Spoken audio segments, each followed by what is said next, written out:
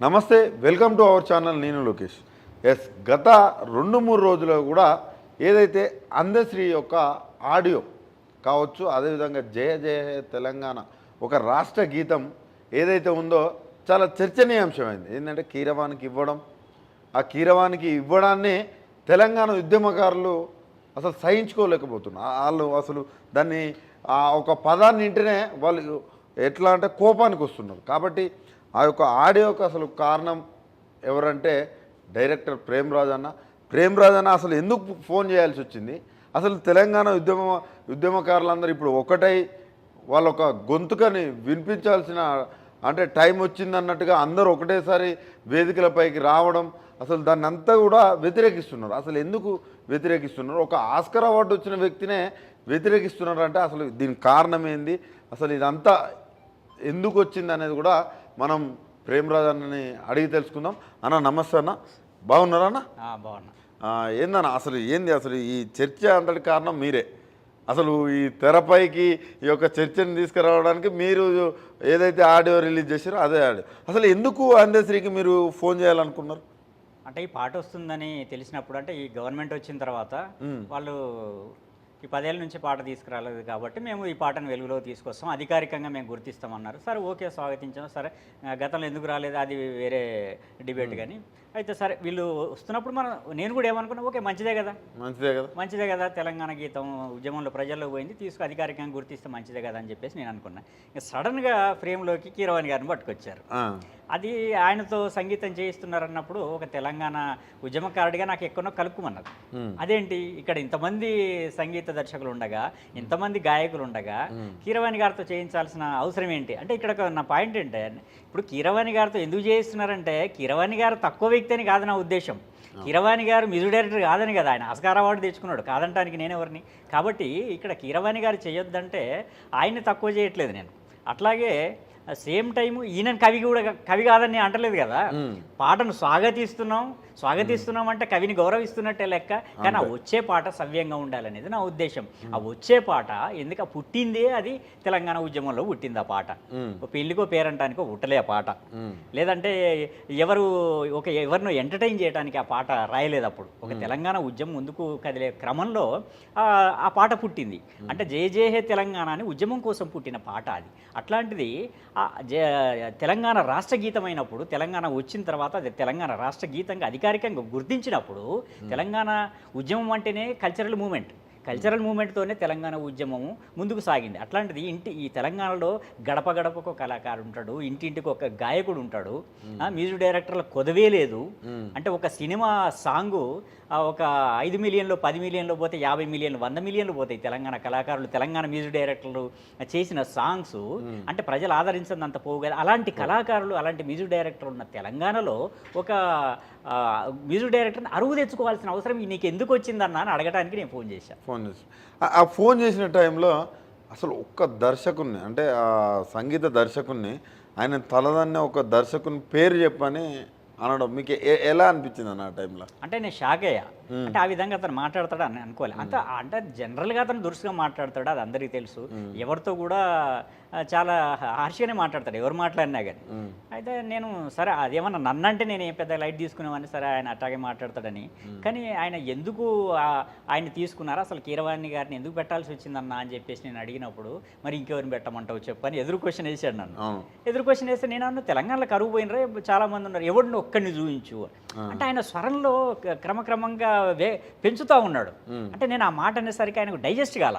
First నేను ఆ question అడగటమే ఆయనకి ఇష్టం లేదనేది నాకు కొంచెం మాట్లాడడం స్టార్ట్ చేసిన కాసేపటికి అర్థమైంది.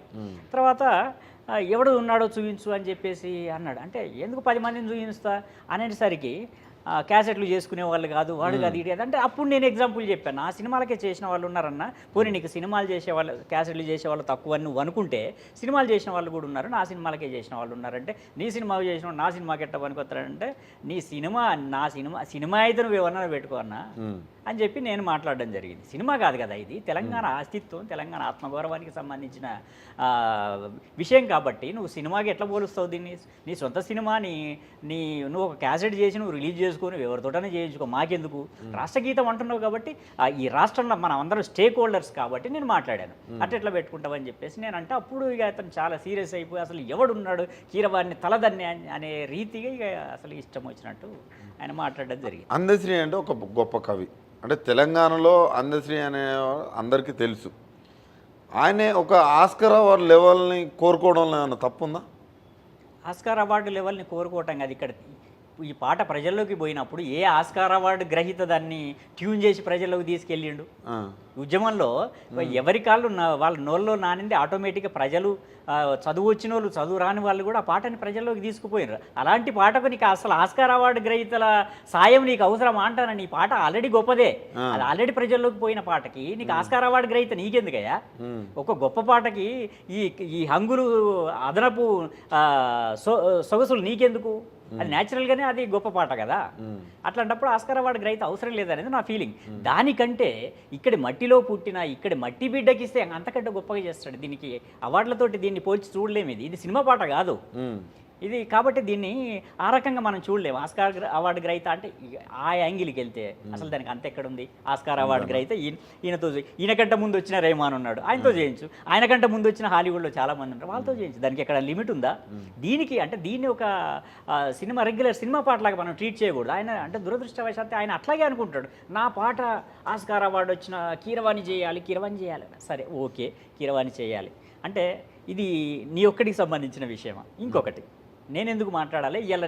సరే అది నేనేదో ఆయన మీద కక్ష కొద్దిగా నేను పెట్టి ఉంటే ప్రజలు స్పందించరుగా. అది నా ఒక్కడి విషయం అయితే, నా ఒక్కడి ఇష్యూ అయితే నేను ఆయన ఏదో బదనాం చేయడానికో బురద జల్లటానికో నేను కనుక మాట్లాడితే ప్రజలు ఎందుకు ఓన్ చేసుకుంటారు? ఇవాళ ఎందుకు ఈ ఇష్యూ ఇంత వైరల్ అవుతుంది? ప్రతి ఒక్కరు ఓన్ చేసుకోవటం వల్ల, అది తప్పని అనుకోవటం వల్ల కదా ప్రజలు ఓన్ చేసుకున్నారు. కాబట్టి ఇవాళ నేను లేవనెత్తిన ఇష్యూ అనేది అందరికి కూడా కరెక్టే అనిపిస్తుంది కాబట్టి ఈ రకంగా ప్రజలు పోయింది. అయితే నేను అనేది ఏంటంటే, కొంతమంది వాదన ఏంటంటే ఆయన రాసిండు, ఆయనకు వదిలేసిండు సీఎం, ఆయన ఇష్టం వచ్చింది చేసుకుంటాడు, మీకెందుకు నొప్పి? అంతే డైరెక్ట్ అట్లా అంటున్నారు, మీకెందుకు అంత నొప్పి? ఆయన రాసిండు సాంగ్, ఆయనే దర్శకుని ఎంచుకునే అవకాశం కూడా ఆయనకే మంచి స్వేచ్ఛ ఇచ్చిండు, ఆ స్వేచ్ఛ ఇవ్వడాన్ని మీరు తప్పు పడుతున్నారా అని కూడా అంటున్నారు. మరి ఒక రాష్ట్రానికి ముఖ్యమంత్రిగా ఆయన ఎన్నుకున్నాం అంటే మన ప్రజాప్రతినిధుల ద్వారా ఎన్నుకున్నామని అంటే కారణం నువ్వు ఈ రాష్ట్రాన్ని నువ్వు అందరినీ ఆమోదయోగ్యంగా నువ్వు పరిపాలించమని. అంటే నేను నా ఇష్టం అనటానికి ఇక్కడ రాజ్యాంగంలో పర్మిట్ చేయదు రాజ్యాంగం, ఆయనకు పర్మిట్ చేయదు. నా ఇష్టం కనుక నేను నీ ఇష్టం అంట, నీ ఇష్టం వచ్చినట్టు నువ్వు చేయి, నా ఇష్టం వచ్చినట్టు నేను చెప్తా అనడానికి ఇక్కడ ఎవరికి హక్కులు ఉండవు. ఇది రాష్ట్రంలో అయినా దేశంలో అయినా ప్రజలందరూ స్టేక్ హోల్డర్స్. ఏ నిర్ణయం తీసుకున్నా వాళ్ళందరి ఆమోదయోగ్యంతో నిర్ణయం తీసుకోవాలి తప్ప నాకు ఇష్టం కనుక నేను అందశ్రీకి ఇచ్చాను, అందశ్రీకి ఇష్టం కనుక ఆయన ఇంకొకరికి ఇచ్చుకున్నాడు, ఆయనకి ఇష్టం కనుక ఇంకొకరికి ఇచ్చుకున్నాడు అంటే ఇది ప్రజాస్వామ్యంలో కరెక్ట్ కాదు. అదేవిధంగా ఇక్కడ ఒకటి మీరు అన్నారు, ఇది అందశ్రీ కొంచెం ర్యాష్గా మాట్లాడుతాడని అన్నారు. ర్యాషా లేకపోతే నేను గొప్ప కవి అయిన అనే అహంకారమా? అహంభావం కావచ్చు. ఎందుకంటే ఇంతకుముందు నేను ఒక ఛానల్కి వెళ్తే అక్కడ ఇంకా అసలు నా వాయిస్ ఇని అందరి కింది మీద అవుతున్నారు, అక్కడికి ఇంకా ఘోరమైన వాయిస్ వచ్చింది ఒకటి. అంటే ఇంకా దీనికి ఒక 100 రెట్లు, దీనికి ఒక 100 రెట్ల వాయిస్ ఆ ఛానల్కి వచ్చింది. మరి ఎందుకు దాన్ని బయట పెడతలేరు? అదే ఆ ఇష్యూలో అంటే ఇంకా అసలు నోటికి అడ్డు అదుపు లేని రీతిగా ఒక ఆడియో వస్తే అతను అది అక్కడ కూర్చున్న వ్యక్తి ఇది నేను వెయ్యలేనని వేయలే, అంత ఘోరంగా ఉంది, నేను వినడానికి నాకే చాలా అసహ్యంగా ఉంది, దాన్ని నేను వెయ్యలేను. విన్నారా మీరు? నేను వినలేదు, ఆయన చెప్పాడు మాకు వచ్చింది అన్నాడు, ఆయనే చెప్పాడు, మాకు తెలియదు ఆ సంగతి, ఆయనే చెప్పాడు. ఇంకొక వాయిస్ వచ్చింది ఇదే కాదు, ఇంకొక వాయిస్ మా దగ్గర 2వ వాయిస్ వచ్చింది, అది నేను వెయ్యలేకపోతున్నా అన్నాడు. అంటే ఇంకెంత అసహ్యంగా ఉండి ఉంటుంది అంటే అది దాన్ని అహంభావం అంటామా, అహంకారం అంటామా, అంటే ఎదుటి మనిషి మీద గౌరవం లేకపోవడం అంటావా, ఎదుటిని ప్రతిభని గుర్తించలేని మనస్తత్వం అంటావా, ఏమంటావు దాన్ని నాకు అర్థం కాల. ఏంటి అసలు ఎందుకు అది ఒక మనిషికి అంత ఎందుకు ఉండాలి? అంటే నువ్వు ఫీలింగ్ ఏమో, తెలివి ఎవరి సొత్తు? తెలివికి ఏమైనా కులమానం ఉన్నదా? ఇప్పుడు ఆయన ఆస్కారాన్ని అంటే ఆస్కారాన్ని మించిన వాళ్ళు ఇంకొకరు ఉంటారు, దాన్ని మించిన వాళ్ళు ఇంకొకరు ఉంటారు. తెలివి కులమానం ఏంది? తెలివి ఉంటే ప్రదర్శించాలా, తెలివి ఉంటే అవతలని చిన్న చూపు చూడాలా, అవసరమా? దానికి తెలివికి ఏమన్నా లిమిట్ అనేది ఉన్నదా?